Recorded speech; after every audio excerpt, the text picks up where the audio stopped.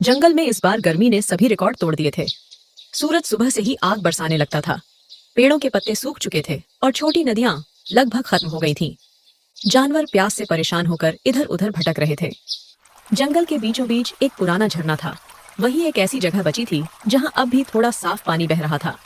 सभी जानवर बारी बारी से वहीं पानी पीने जाते थे। उसी जंगल में एक खतरनाक और भूखा भेड़िया रहता था।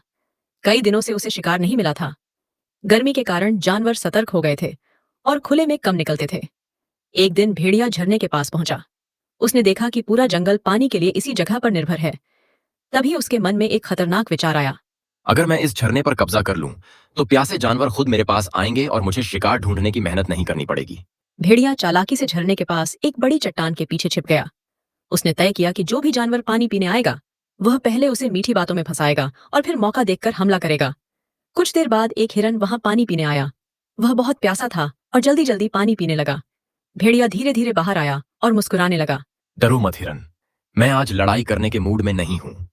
इस भयंकर गर्मी में हम सबको शांति से रहना चाहिए। हिरन थोड़ा घबराया, लेकिन भेड़िए को शांत देखकर रुक गया। अगर तुम सच कह रहे हो तो ठीक है, मैं सिर्फ पानी पीकर चला जाऊंगा, मुझे किसी परेशानी में नहीं पड़ना। तुम बहुत कमजोर लग रहे हो, आराम से बैठकर पानी पियो। यहाँ कोई तुम्हें नुकसान नहीं पहुंचाएगा इस तपती गर्मी के मौसम में। हिरन को लगा कि शायद भेड़िया सच बोल रहा है। वह थोड़ा निश्चिंत हो गया। लेकिन जैसे ही हिरन पानी पीने झुका, भेड़िए ने अचानक उस पर हमला कर दिया। झरने के आसपास फिर सन्नाटा छा गया। उस दिन के बाद से जो भी जानवर झरने की तरफ जाता वह वापस नहीं लौटता। जंगल में धीरे धीरे डर फैलने लगा। कुछ जानवर सोचते कि शायद गर्मी के कारण वे कहीं दूर चले गए होंगे, लेकिन सच्चाई कोई नहीं जानता था। भेड़िया अब रोज झरने के पास बैठता और नए शिकार का इंतजार करता। एक दिन एक खरगोश पानी पीने पहुंचा। वह बहुत डरा हुआ था क्योंकि उसने सुना था कि कई जानवर गायब हो चुके हैं। भेड़िया फिर मीठी आवाज में उसके सामने आया। तुम इतने डरे हुए क्यों हो खरगोश? मैं यहाँ सिर्फ झरने की रखवाली कर रहा हूँ ताकि कोई झगड़ा ना हो सके। लेकिन जंगल में सब कह रहे हैं कि जो भी यहाँ आता है वह फिर वापस दिखाई नहीं देता कहीं भी बाद में। भेड़िया तुरंत ही हंसने लगा। लोग बेकार की बातें करते हैं। गर्मी के कारण सब परेशान हैं, इसलिए अफवाहें फैल रही हैं पूरे जंगल में लगातार। खरगोश उसकी बातों में आ गया। उसने जैसे ही पानी पीना शुरू किया, भेड़िए ने उसे भी पकड़ लिया। धीरे धीरे झरना डर की जगह बन गया। उधर जंगल का राजा शेर अपनी गुफा में बैठा था। उसे कुछ अजीब लगने लगा था, लेकिन गर्मी इतनी ज्यादा थी कि कोई भी सही जानकारी जुटाने बाहर नहीं जा पा रहा था। इसी जंगल में एक समझदार लोमड़ी भी रहती थी। वह बाकी जानवरों से ज्यादा सतर्क थी। उसने ध्यान दिया कि जो भी जानवर झरने की तरफ जाता है वह लौटकर नहीं आता। लोमड़ी को शक होने लगा। एक शाम वह चुपचाप झरने के पास पहुंची। उसने दूर झाड़ियों के पीछे छिपकर देखना शुरू किया। कुछ देर बाद एक छोटा हिरन पानी पीने आया। तभी चट्टान के पीछे से भेड़िया निकला। डरो मत छोटे हिरन, मैं यहाँ सबकी मदद कर रहा हूँ ताकि कोई जानवर पानी के लिए लड़ाई न करे आजकल। लोमड़ी यह सब देखकर समझ गई कि मामला बहुत गंभीर है। उसने देखा कि भेड़िया धीरे धीरे हिरन को अपनी बातों में फंसाने की कोशिश कर रहा है। लोमड़ी तुरंत वहां से निकल गई। अब उसे पूरा यकीन हो चुका था कि झरने के पास कुछ खतरनाक हो रहा है। रात होते ही जंगल में गर्म हवाएं चलने लगीं। सभी जानवर अपने अपने ठिकानों में छिपे बैठे थे। लोमड़ी पूरी रात सोचती रही कि उसे क्या करना चाहिए। अकेले भेड़िए का सामना करना आसान नहीं था। उसे लगा कि यह बात अब शेर तक पहुंचानी जरूरी है, लेकिन बिना सबूत के शेर शायद उसकी बात पर भरोसा न करे। अगली सुबह लोमड़ी फिर झरने के पास जाने का फैसला करती है ताकि सच्चाई पूरी तरह जान सके। उधर भेड़िया अपने अगले शिकार का इंतजार कर रहा था। उसे बिल्कुल अंदाजा नहीं था कि अब कोई उसकी चाल समझ चुका है। तभी दूर से एक जंगली सूअर धीरे धीरे झरने की तरफ आता दिखाई दिया।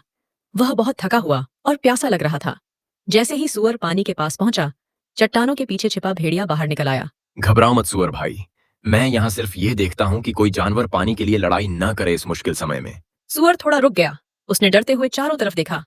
मैंने सुना है कि जो भी यहाँ पानी पीने आता है वह फिर कभी वापस नहीं लौटता जंगल में अपने घर। लोग बेकार की अफवाहें फैला रहे हैं। गर्मी ने सबको डरा दिया है, इसलिए छोटी बातें भी बड़ी लगने लगी हैं अब। सूअर को उसकी बात सही लगी। वह धीरे धीरे पानी पीने झुक गया। लोमड़ी ध्यान से सब देख रही थी। जैसे ही सूअर पानी पीने में व्यस्त हुआ, भेड़िए ने अचानक उस पर हमला कर दिया। कुछ ही देर में वहां फिर सन्नाटा छा गया। लोमड़ी यह देखकर डर गई। अब उसे पूरी सच्चाई पता चल चुकी थी। उसने मन ही मन कहा, अगर मैंने जल्दी कुछ नहीं किया तो यह भेड़िया पूरे जंगल के जानवरों को खत्म कर देगा इस भयंकर गर्मी के दौरान। अब जंगल में यह खबर और तेजी से फैलने लगी कि झरने के पास कुछ गलत हो रहा है। लोमड़ी यह सब सुन रही थी। उसने तय कर लिया कि अब सीधे शेर के पास जाना ही पड़ेगा, लेकिन वह जानती थी कि शेर बिना सबूत किसी पर कार्रवाई नहीं करेगा। अगले दिन सुबह सुबह लोमड़ी खुद झरने की तरफ गई। इस बार वह जानबूझकर सामने से गई ताकि भेड़िया उसे देख सके। भेड़िया उसे देखकर मुस्कुराया। अरे लोमड़ी, तुम यहाँ कैसे? क्या तुम्हें भी इस गर्मी में पानी की तलाश करते करते बहुत परेशानी हो रही है आजकल? हाँ भेड़िया, पूरा जंगल परेशान है, इसलिए सोचा यहाँ आकर थोड़ा पानी पी लूं और आराम कर लूं कुछ देर। तुम बिल्कुल चिंता मत करो लोमड़ी, यहाँ तुम्हें कोई खतरा नहीं होगा। मैं खुद इस झरने की रखवाली करता हूँ हमेशा। वह धीरे धीरे पानी के पास गई, लेकिन पूरी तरह सतर्क रही। भेड़िया मौका ढूंढने लगा। तभी लोमड़ी अचानक पीछे हट गई और मुस्कुराकर बोली, तुम सच में बहुत चालाक हो भेड़िया, लेकिन मैं तुम्हारी मीठी बातों के पीछे छिपा सच समझ चुकी हूँ अब पूरी तरह। भेड़िया चौंक गया। उसकी आंखों का रंग बदल गया। लोमड़ी तुरंत पीछे हटी और तेजी से भागने लगी। भेड़िया उसके पीछे दौड़ा, लेकिन गर्मी और थकान के कारण ज्यादा दूर तक उसका पीछा नहीं कर पाया। लोमड़ी किसी तरह बचकर जंगल के अंदर पहुंच गई। उसने तय कर लिया कि सीधे शेर के पास जाकर सब सच बताना ही पड़ेगा। उधर भेड़िया गुस्से से झरने के पास वापस लौट आया। अब उसे डर लगने लगा था कि कहीं उसकी सच्चाई पूरे जंगल के सामने ना आ जाए। उसी शाम लोमड़ी शेर की गुफा की तरफ निकल पड़ी। कुछ देर बाद वह शेर की गुफा तक पहुंच गई। शेर अपनी गुफा के बाहर बैठा हुआ था। उसका चेहरा गंभीर दिखाई दे रहा था।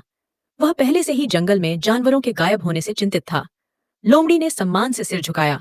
महाराज, जंगल के झरने के पास बहुत बड़ा खतरा छिपा है। अगर जल्दी कुछ नहीं किया गया तो कई जानवर मारे जाएंगे। साफ साफ बताओ लोमड़ी, आखिर झरने के पास ऐसा क्या हो रहा है जिससे पूरा जंगल डरने लगा है अचानक? उसने बताया कि कैसे भेड़िया झरने के पास कब्जा करके बैठा है और प्यासे जानवरों को मीठी बातों में फंसाकर उन पर हमला कर देता है। शेर ध्यान से सारी बातें सुनता रहा। शेर तुरंत अपनी गुफा से उठा और झरने की तरफ चल पड़ा। लोमड़ी भी उसके साथ थी। रास्ते में कई जानवर डरते हुए अपने बिलों और पेड़ों से बाहर झांक रहे थे। उन्हें समझ नहीं आ रहा था कि आखिर क्या होने वाला है। उधर भेड़िया अभी भी झरने के पास बैठा था। उसे अंदाजा नहीं था कि इस बार उसके सामने कौन आने वाला है। लेकिन अगले ही पल झाड़ियों से शेर बाहर निकला। भेड़िए की आंखें डर से फैल गईं। महाराज, आप यहाँ अचानक कैसे? क्या जंगल में कोई नई समस्या खड़ी हो गई है इस गर्मी के समय में? समस्या तुम हो भेड़िया। पूरे जंगल के जानवर तुम्हारी वजह से डर और मौत के साए में जी रहे हैं अब। तभी लोमड़ी सामने आई। झूठ बोलना बंद करो भेड़िया। मैंने अपनी आंखों से तुम्हें प्यासे जानवरों को बहलाकर उन पर हमला करते देखा है यहाँ। भेड़िए का चेहरा उतर गया। अब उसे समझ आ गया कि लोमड़ी सब सच बता चुकी है। भेड़िया धीरे धीरे पीछे हटने लगा और फिर जंगल छोड़कर भाग गया। कुछ देर बाद छोटे छोटे जानवर धीरे धीरे पानी पीने के लिए आगे आने लगे। अब वहां कोई खतरा नहीं था। शेर ने सभी जानवरों की तरफ देखा और खुश हो गया।